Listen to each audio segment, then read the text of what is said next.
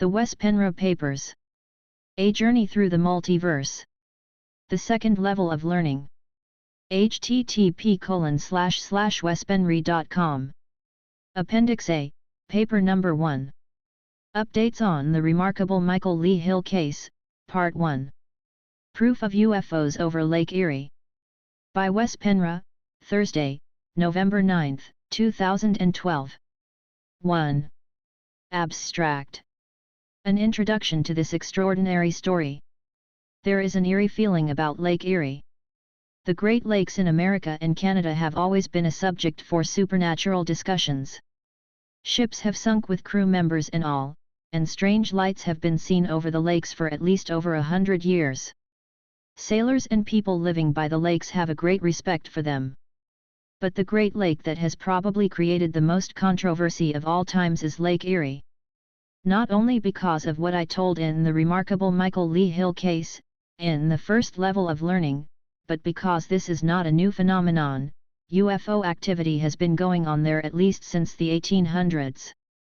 Sometimes people get superstitious, and when they sit on the porch after dark, they imagine they see things. But everything is different with Lake Erie. The UFO activity there has actually been published in the media since back in the 1800s. So something is definitely going on there. However, if it wasn't for Michael Lee Hill, perhaps the phenomena taking place there would only get a headline or two, and then withdraw from people's memories again. Some UFO enthusiasts would point it out, but after a while it would have been debunked by some infiltrated UFO organization, the military, the government, or someone else.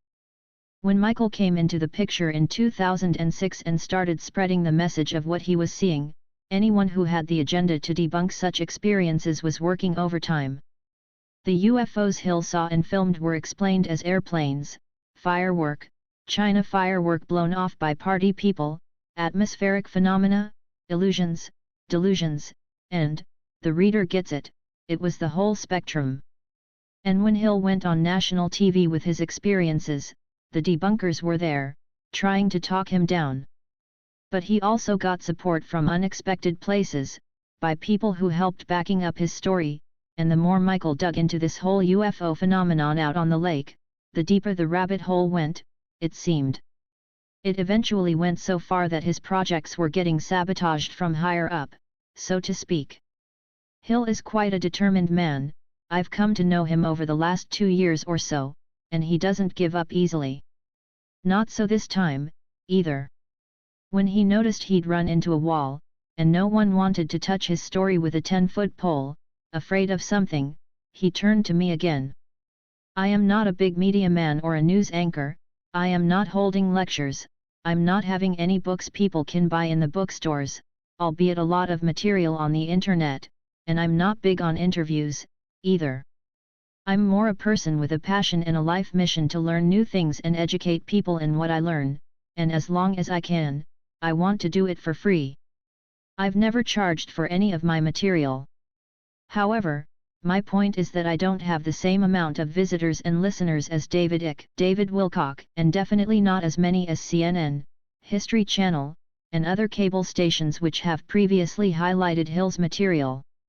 Instead, I prefer to be in the background, avoiding the commotion around the information I'm putting out, letting the material speak for itself.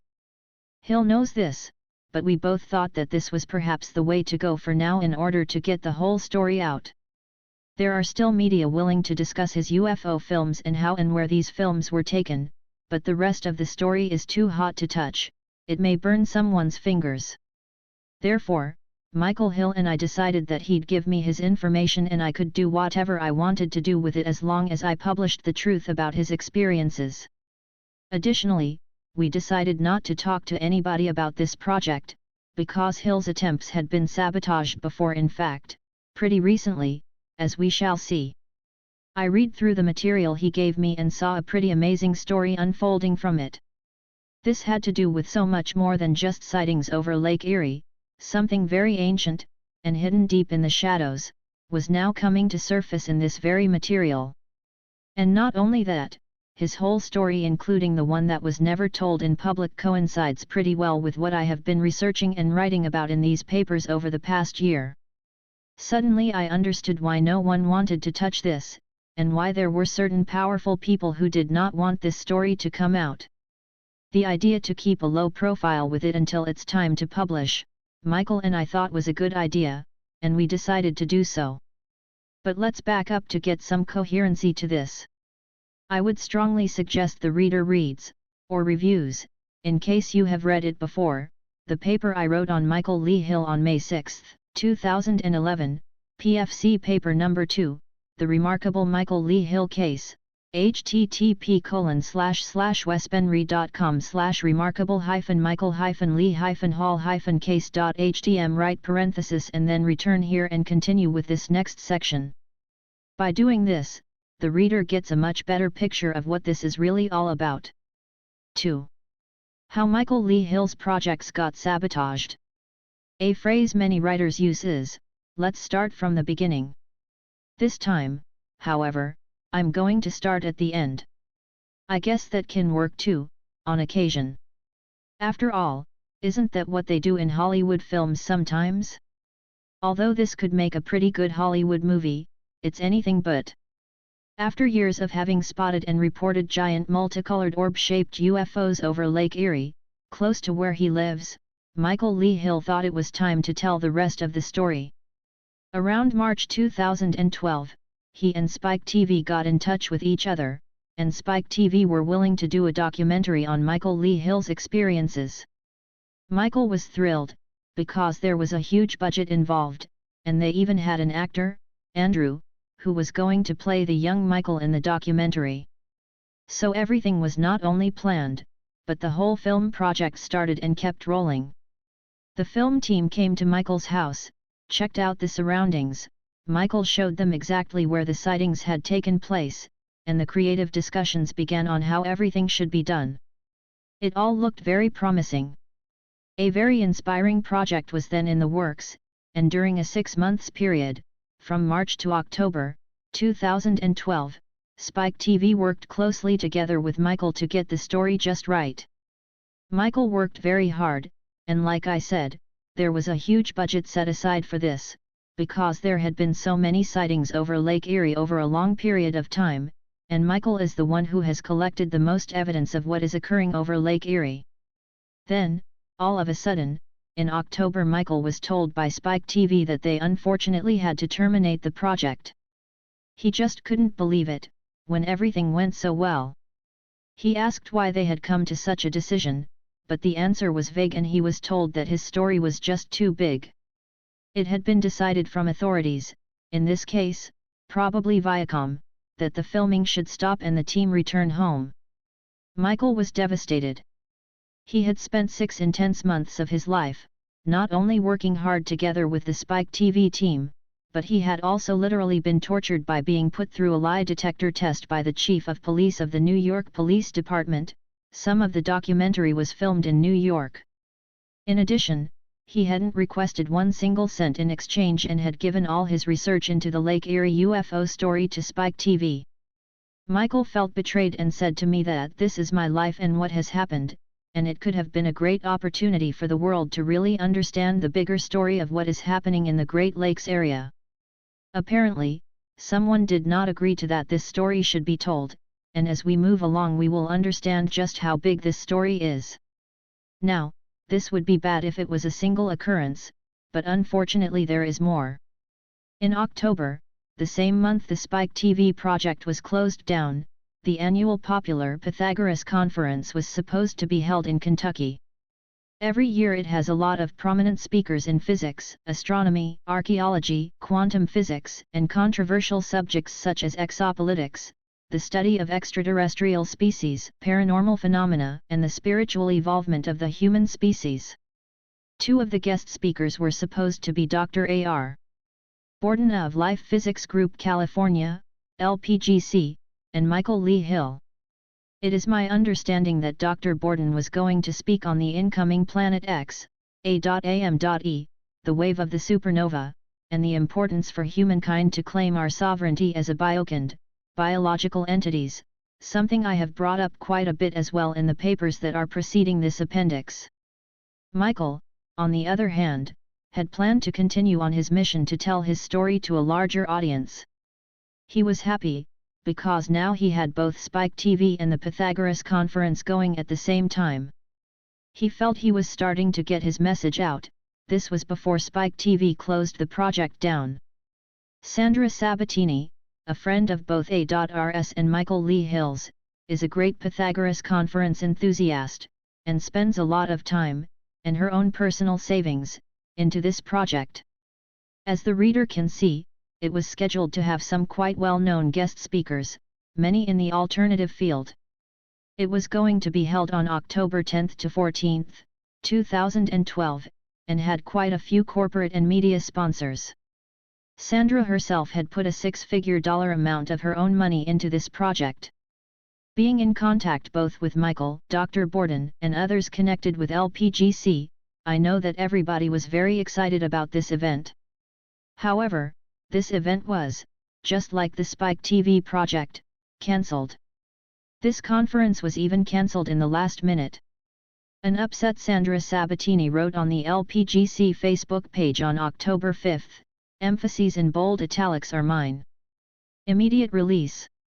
Update to our public and to our speakers. It is indeed sad to see the Pythagoras Conference Global be suppressed as, in retrospect, we see it was these last few days. The conference that was due to begin on October 10, 2012 would have been one of the most daring and explicit venues for bringing out information concerning forthcoming natural events that are said to affect the entire world. This is not to be, as if invisible minds and hands had declared our conference unworthy, even dangerous to the public for giving an outlet to presumed fringe elements, as we've heard through the internet grapevine to be the case.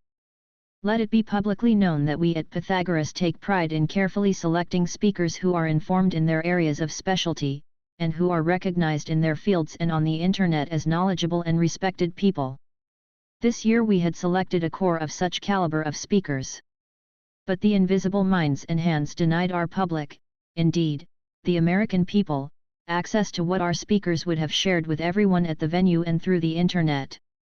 Fringe elements or not, there are too many indications in the collective unconscious, the religious aware, the spiritually open, and the humanist with a conscience that difficult times are coming. We at Pythagoras can err on the side of caution, and include information of this nature in the course of the conference, or err on the side of safety and leave such topics out of the domain of the gathering. We chose to include that kind of information because it is the right thing to do. If there is indeed something coming our way and it will present a sudden and unexpected severe challenge to all of us humankind, we the people need to know. This is not intended, directly or indirectly, as an indictment of official government for a suppression we are now learning is being carried out by officially connected rogue but emotionally disconnected individuals from the sum total of all of us, not just in this country. We are also now learning through the grapevine in the USA that those executing this operation are yet unidentified former intelligence and military officers. If these individuals are acting on behalf of the public good, it means their actions have official sanction. And the viewpoint that propels their action is not only misguided, but also grossly uninformed or perhaps even disinformed. If they act without official sanction, this borders on the criminal. Let's examine briefly what it is they are suppressing. The sad part may also be that official science may not know or have the means to forecast the occurrence of dangerous levels of radiant energies coming to us from space to do any public good. Even a half-hour notice to the unprepared is not only insufficient, but useless. Public preparation to meet such a challenge was to be one of the hot topics in the conference, which now is not to be. We are further learning that the aim of this campaign was the suppression of the freedom of speech of specific individual presenters at the conference. The reasons are obscure to us at this time. We now are learning that by giving sanctuary and a platform for speaking to these individuals, this conference is now not to be. How was this phenomenon accomplished? The only answer that occurs to us is that this was a well-planned and intelligently executed campaign laid out most likely months in advance. It may also have involved an unofficial intervention in the setup of the conference itself. Why would the venue itself breach its own agreement with our company by demanding complete prepayment instead of the agreed net 30 payment scheduled and agreed well in advance? This was in fact the death knell to the conference itself. Coming up with a sum nearly 6 figures large on such short notice was near impossible, and it was. We now publicly ask, why? Why suppress this conference? One of the strengths of our conference is the willingness to be inclusive and allow points of view and information sources to surface for the consideration of the larger whole, our society and the world. What is valid and evident always rises to the top, a cream of the conference crop for the year. But this year, it seems now that both the topics and select few individuals were targeted, and the only ones we can think of are related to topics regarding the challenges presented by forthcoming natural events. In our view, this is as good as throwing the baby out with the bathwater. This information is bound to come out on other venues, other media, other times. Eventually, valid information finds the light of day. In the meantime, what has been done to Pythagoras has repercussions well beyond that intended by the actions of these rogue elements. This is indeed a crass suppression of our right to hear and know. The baby thrown out with the bathwater cannot be allowed to wither and die. Additional information will be released soon. Humanity has a right to know the truth. Sandra D. Sabatini. Pythagoras Conference Global. Reading Sandra's announcement makes it quite clear that someone didn't want this conference to happen. Apparently, the venue broke its own agreement with the arranging management by demanding a complete prepayment instead of the net 30%, I would presume, that was agreed upon in advance. By doing so, the venue knew it would kill the project. No valid reason for changing the agreement has apparently been given to Sandra or anybody else. Further down in the announcement, Sandra says that it seems now that both the topics and select few individuals were targeted. She doesn't mention those targeted individuals by name, but afterwards it became obvious which individuals, foremost, that she is hinting at here, namely Dr. A.R. Borden and Michael Lee Hill. Michael is double disappointed, and quite angry to tell the truth. He is furious that Sandra, who invested such a huge amount of her savings, had to experience this, but he is also bringing up another aspect to this. He says that the only common denominator between the closing down of the Spike TV project and the Pythagoras conference is himself, Michael Lee Hill. Why is that? Because on both occasions, Michael was not only going to talk about the Lake Erie UFO sightings, but was also planning on letting the rest of his story reach the public. He is quite sure that it's this additional information that the authorities want to stop from coming out in the open. We already know some of it from my first paper on Michael Lee Hill, mentioned in the beginning, which has to do with his peculiar blood anomaly, which he, as an abductee, also has in common with another alien abductee, living far away from Michael. The two had never met until Bill Burns of UFO Hunters brought them together for the first time and had their blood drawn while the event was filmed. Their CK levels were astronomically high enough to probably kill a normal person. However, both of them are living healthy lives. The only thing they have in common is the UFO abductions, and the fact that the UFOs they have sighted, independently from each other, seem to be the same type of UFOs, the ones that show up over Lake Erie. Also, in the UFO Hunters documentary about the two abductees, a Harvard professor was interviewed, and he could not explain those remarkable blood anomalies either in these two persons. This was meant to be included in the Spike TV documentary and in the Pythagoras speech, something that the authorities did not want to happen, because if they let him go that far, they also had to let him go even further and tell the rest of the story, which is even more revealing, exposing a big secret to the world.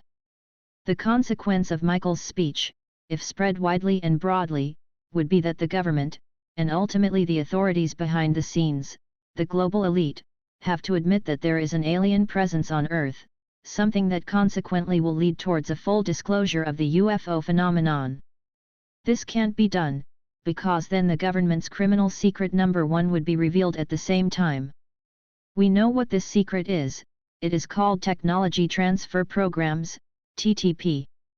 They are terrified that it will be revealed how the government, at least since the 1950s, have been involved in an exchange program with star beings, mostly from the Syrian alliance, where the government gets alien technology, mainly used in the war industry and for mind control, genetic engineering, and the building of their own UFOs, and the aliens get permission to abduct human beings, leaving them with amnesia and in a trauma that usually will affect them for the rest of their lives. And we must assume that the TTP is most possibly just the tip of the iceberg. 3. The timeline of UFO sightings over Lake Erie, starting in the 1800s. The activity over Lake Erie has possibly been going on for hundreds of years, perhaps even more, but then we are really going into folktales and myths.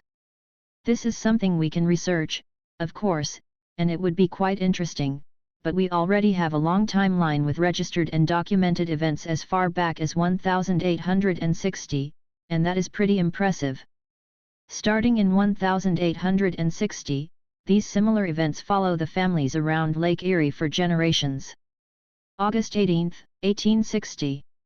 Scientific American, New Series, Volume 3, Issue 8, August 18, 1860. Optical illusion on Lake Erie. The Cleveland, Ohio, Herald says that a tremendous thunder shower passed over that city on the night of the 3DINST, and adds between 3 and 4 o'clock next morning the appearance of a vessel on fire was seen far out on the lake. Some persons thought they could distinguish the sails. During a heavy gust of wind the light disappeared. Such appearances are not unfrequent on the lake, and the more experienced men along the dock think there has been no vessel burnt. December 12, 1867. A curious phenomenon on Lake Erie, Brooklyn Eagle, Thursday, December 12, 1867. A mystery on the lakes. The Wizard lights. A curious phenomenon on Lake Erie. I notice in the dispatch, of the 11th INST*, the following paragraph The statement that a vessel was seen burning off Erie on Tuesday night, is corroborated by several persons living on the highlands south of the city, who say they saw it. On the Tuesday evening mentioned, October 29, at about 7 o'clock, my attention was called by one of my family to a bright light on the lake, having very much the appearance of a vessel on fire.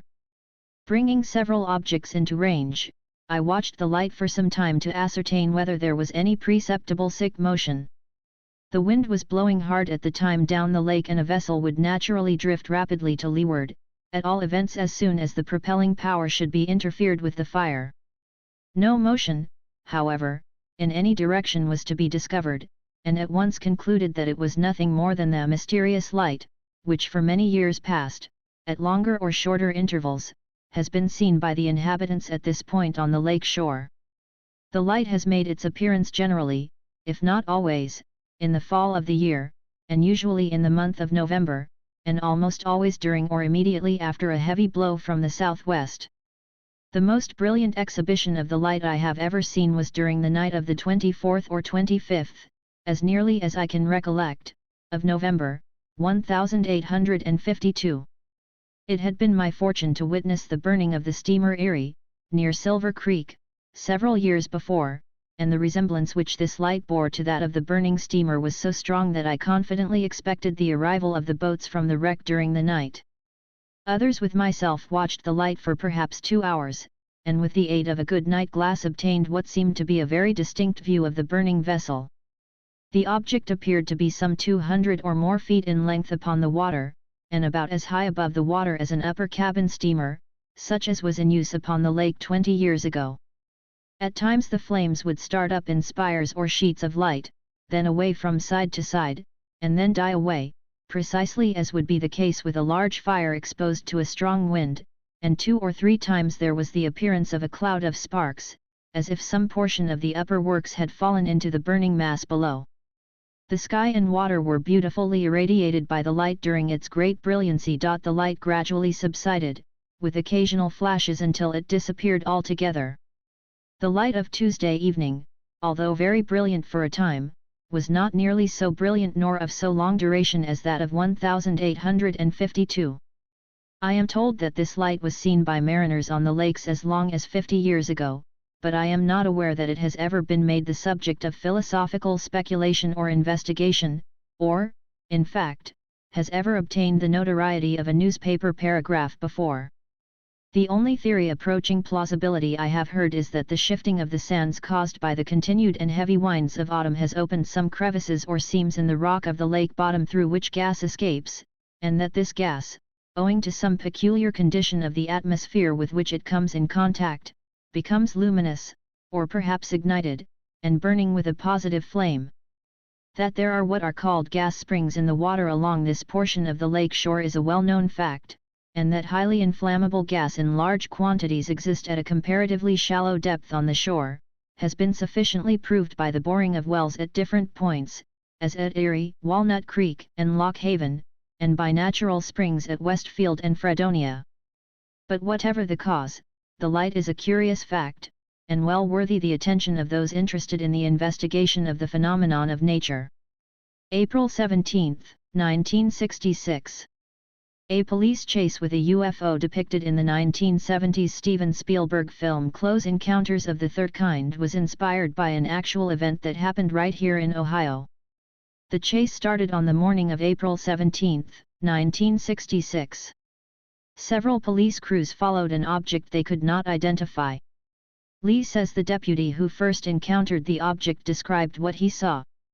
"We usually say, 'How big was it at arm's length?' He said it was like a house 50 feet over your head, and that started the chase that ended up in Pennsylvania. They exceeded 100 miles an hour in part of the pursuit. Police followed it into Pennsylvania and eventually ran out of gas." March 4, 1988. This is actually a pretty famous UFO case. Coast Guard personnel responding to citizen reports of unusual aerial activity over Lake Erie on March 4, 1988. Witnessed classic UFOs near East Lake, O. Sheila and Henry Baker were driving home with their 3 children about 8:35 p.m., after taking them out to dinner, and were almost home. As they neared the waterfront, Sheila noticed something hovering over the lake. They drove down to the beach to investigate and got out of the car. The moon was bright, and there was ice on the lake. Sheila could hear it cracking like claps of thunder. Plainly visible was a huge, gunmetal gray, football-shaped, silent object rocking back and forth, blinding white light emanating from both ends. Then the object began moving, swinging one end toward the shore and descending. The Bakers became frightened, ran back to their car, and fled. When they got home, the object was still visible from a window facing the lake. Sheila hid the children in a closet, fearing that the thing might come and get them. The object moved out over the ice and continued to descend, with red and blue lights now flashing in sequence along its lower edge. Sheila called the East Lake Police to report a UFO, and after several referrals, with no one expressing much interest, was told that unusual activity over the lake would be the responsibility of the Coast Guard. Suddenly 5 or 6 bright yellow triangular objects shot out of the center of the large object and began darting around independently, satellite objects. Once they stopped and hovered point up around the parent object, then sped away to the north, turned east, then inland toward the Perry nuclear power plant. At this point Sheila called the Coast Guard, which sent a team to their house to investigate. Seaman James Power and Petty Officer John Knob arrived towing a Boston whaler, a seaworthy boat, just in case. They told the Bakers that they had seen some lights over the lake from Fairport Harbor and thought they were flares, maybe fishermen trapped out on the ice. However, when Sheila pointed to the main craft and some of the triangular objects still zipping around it, the men drove closer to the lake to investigate, accompanied by the Bakers. At the lakefront they could hear the ice rumbling and roaring. In their incident report sent later by teletype to Coast Guard headquarters in Detroit, MI, the men were quoted as saying that the ice was cracking and moving abnormal amounts as the object came closer to it. Power and Knob gave a running report on what they were seeing to their base via the two-way radio in their Chevy Suburban. The window was down, and the Bakers overheard them saying words to the effect, "Be advised, the object appears to be landing on the lake. There are other objects moving around it. Be advised, these smaller objects are going at high rates of speed. There are no engine noises and they are very, very low." Abruptly one of the triangles zoomed straight toward the Coast Guard vehicle, a blur of light, then veered east, straight up, and came down beside the parent object. 2 witnesses in separate locations also reported seeing the triangles. Cindy Hale was walking her dog when she noticed a triangular object hovering overhead, and her dog began to whine and cower, animal reactions. She took the dog indoors and came back out to watch. The triangle flashed a series of multicolored lights, then accelerated and was gone without making a sound, hover acceleration. Tim Keck was using his astronomical telescope when one of the triangles caught his eye. He had a cheap throwaway camera with him and snapped a picture of the object before it flew away over the horizon. The photograph was analyzed by optical physicist Bruce Maccabee, who considered it to be illegitimate.